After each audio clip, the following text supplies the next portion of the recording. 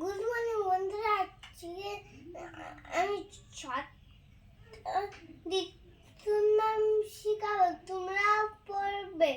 ঠিক আছে, তাহলে শুরু করা যাক।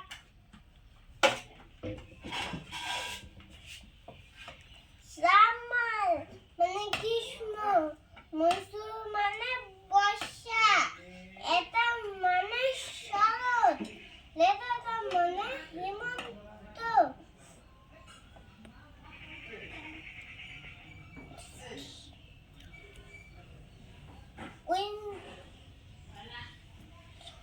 উইন্টার মানে শীত, স্প্রিং মানে বসন্ত।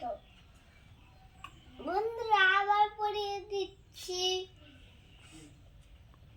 সামার মানে গ্রীষ্ম, মৌসুম মানে বর্ষা, এটা মানে শরৎ, লেটাটা মানে হেমন্ত। হেমন্ত। উইন্টার মানে শীত, স্প্রিং মানে বসন্ত। যদি ভিডিওটি ভালো লাগে কমেন্ট করে জানিও।